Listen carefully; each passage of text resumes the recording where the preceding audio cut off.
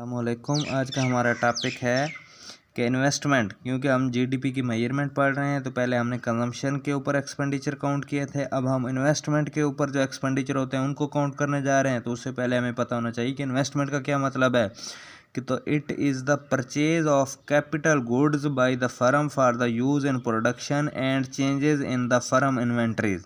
कहता है इन्वेस्टमेंट का मतलब है कि वो वाली अखराजात जो फ़र्म कैपिटल गुड्स के ऊपर करते हैं for the use in the production and changes in the firm inventories, कि फ़र्म की इन्वेंट्रीज़ में भी चेंजिंग आ जाएं और कैपिटल गुड्स के ऊपर एक्सपेंडिचर होंगे तो उसे भी हम इन्वेस्टमेंट कहेंगे। आगे भी बड़ी इंपॉर्टेंट बात कहता है कि इन्वेस्टमेंट का मतलब है an increase in the real stock of capital and replacement of the existing stock of capital, कि उस कैपिटल के स्टॉक में हकीकत में इजाफ़ा हो और जो मौजूदा स्टॉक ऑफ कैपिटल हो उसकी रिप्लेसमेंट की दी जाए तो फिर भी उसको भी हम इन्वेस्टमेंट कहते हैं।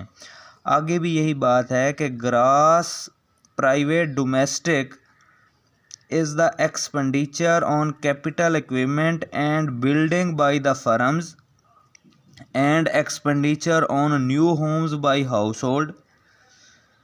तो ग्रास प्राइवेट डोमेस्टिक इन्वेस्टमेंट के ऊपर जो एक्सपेंडिचर होते हैं वो कौन से हैं कि फ़र्म के जो बिल्डिंग के ऊपर है और हाउस होल्ड के न्यू होम्स के ऊपर हैं, और it is also included the change in the business inventories. वही पुरानी बात।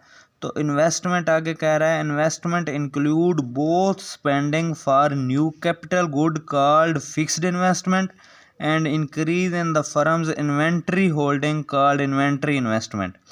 तो अगर न्यू कैपिटल के ऊपर इन्वेस्टमेंट होगी तो उसे हम बोलेंगे फिक्स्ड इन्वेस्टमेंट, और इन्वेंट्री के में चेंजिंग आएगी तो उसे हम बोलेंगे इन्वेंट्री इन्वेस्टमेंट। तो ये हमारा टॉपिक है कि इन्वेस्टमेंट।